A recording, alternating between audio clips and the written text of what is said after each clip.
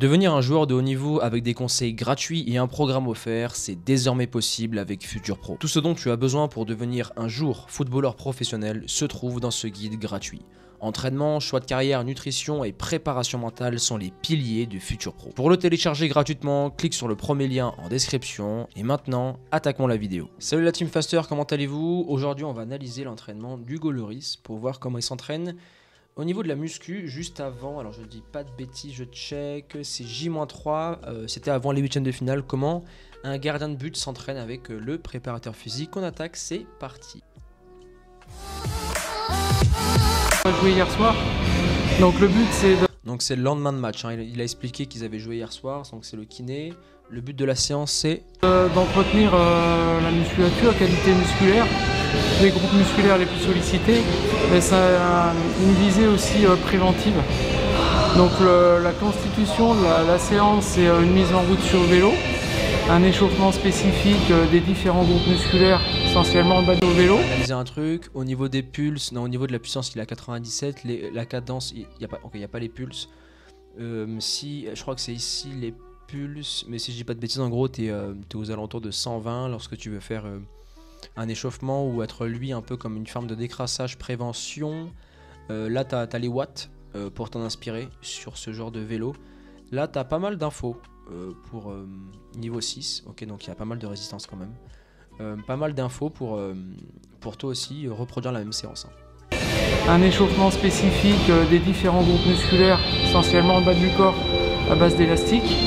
Le cœur de séance qui va comprendre 7 exercices, fait sous forme de circuit training. Je savais que ça allait être sous forme de circuit training.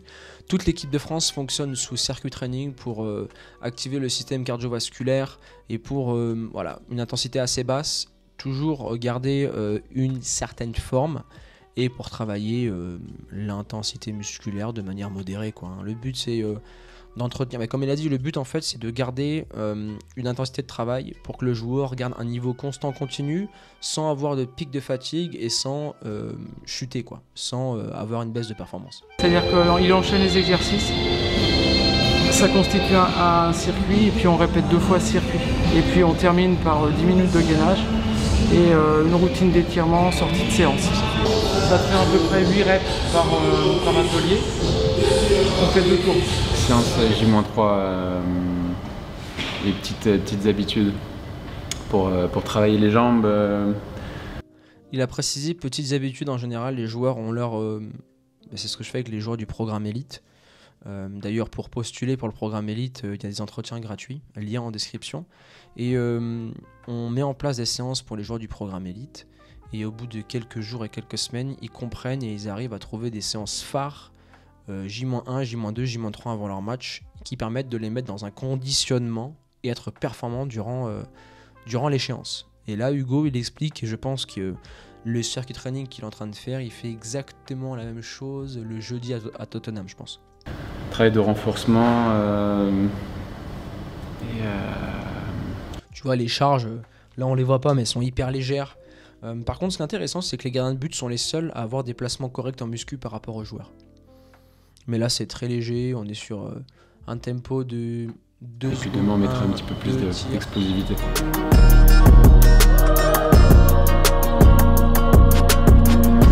Ouais, ça c'est pour les adducteurs, déplacement, bas du corps, stabilité, on travaille d'isométrie.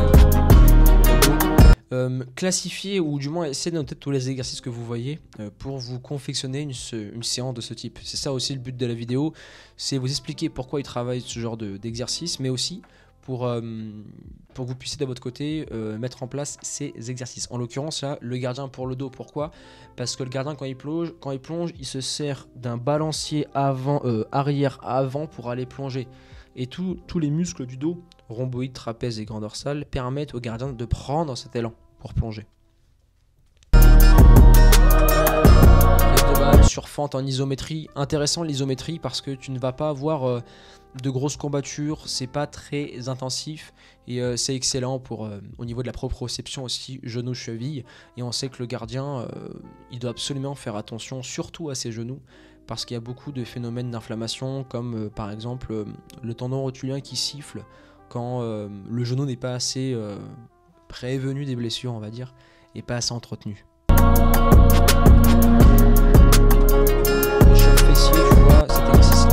qu'il est incorporé dans le circuit training, c'est plus à faire en prévention.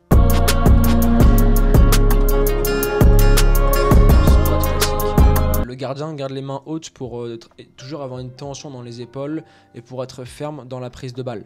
Un joueur peut par exemple avoir les bras tendus et mettre le kettlebell entre les jambes.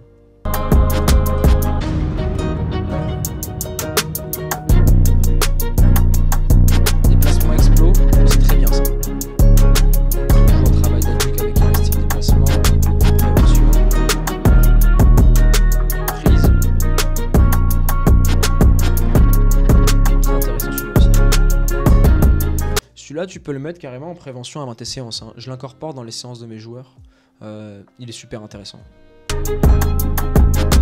Déplacement explo, pourquoi on met en haut et en bas pour activer différentes parties des muscles adducteurs. En l'occurrence, là on est sur tout ce qui va être fessier et on va être sur le TFL. Mais si tu devais choisir un seul élastique, sache que plus tu le mets bas, plus tu auras de la tension sur les fessiers. Mais tu vois que Hugo il est pas fatigué, c'est vraiment une séance d'entretien. Sur la globalité, la séance, échauffement et étirement compris, J'ai dit 1 heure. Il va dire 45 minutes je pense. on va être sur 1h05 de séance. Ça me permet de refaire du jus. Ça, l'exercice de gainage juste avant, je crois qu'il a dit qu'il le fait enfin au début de séance, je me rappelle plus. Mais moi je l'aurais placé en début de séance le gainage. Là c'est un gainage dynamique parce que Hugo est très facile. Et pour les gardiens, Et étirement compris, on va être sur 1h05 de les deltoïdes, voilà. Placement bien en place, rentre le ventre, serre les fessiers, alignement et après. séance. Ça me permet de refaire du jus et de me sentir bien sur mes jambes. Et c'est intéressant de le faire quand il n'y a que 2 matchs par semaine. Retenez bien, c'est intéressant de le faire quand il y a 2 matchs par semaine. Pourquoi ? Quand il y a 3 matchs, c'est pas possible de le faire. Et Oui, parce que le délai de récupération est trop long.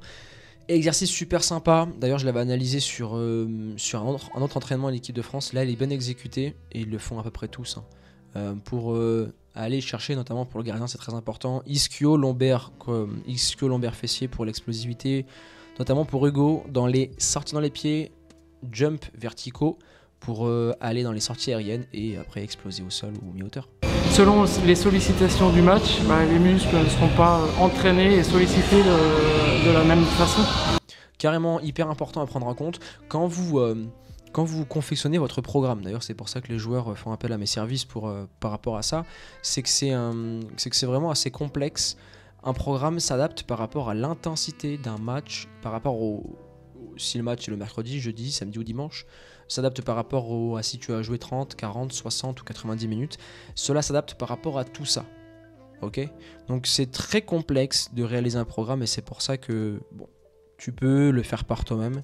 Et au moment où tu voudras vraiment te perfectionner et ajouter du détail pour être encore meilleur, là je te conseille de faire appel à un pro. Donc c'est pour lui important, il en a besoin.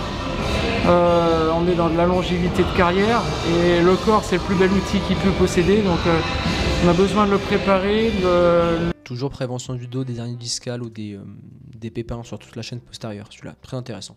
Le bichonner, de le solliciter, et des séances comme ça c'est vraiment intéressant. On en fera une demain qui sera plus basée sur l'explosivité. On est déjà focalisé sur le match de dimanche, ça va être une bataille, un 8e de finale de Coupe du Monde. Très intéressant, on est sur proprio et un travail en unipodal des ischios, notamment ischio gauche. Il va être bien dans l'équilibre, il va être perpendiculaire. Avec pas mal d'enjeux et face à une équipe qu'on connaît peut-être un peu moins, qu'on a rarement joué ces derniers temps, mais qui est une équipe compétitive avec de grands joueurs. On se prépare tranquillement, sereinement, mais il faudra être prêt pour la bataille.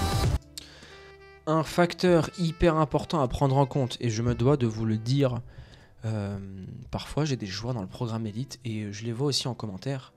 Oui Antoine, cette séance aujourd'hui, c'était trop facile, je suis pas fatigué, j'ai pas assez transpiré, etc., etc. Mais en fait, quand tu t'entraînes, quand tu es joueur de haut niveau, il y a des séances qui vont être plus dures que d'autres. Il va y avoir de l'intensité. Tout va être dosé et calculé pour être performant le match du week-end.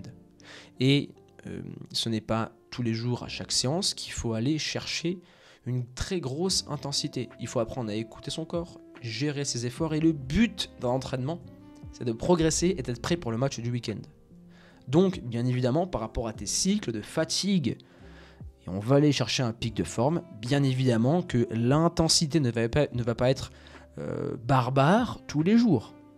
Donc, implémente ça dans ton esprit. Ce n'est pas no pain, no gain tous les jours.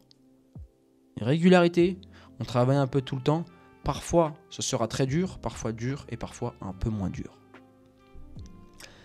La team Faster, on arrive maintenant à la fin de cette vidéo. J'espère que cette analyse vous aura plu.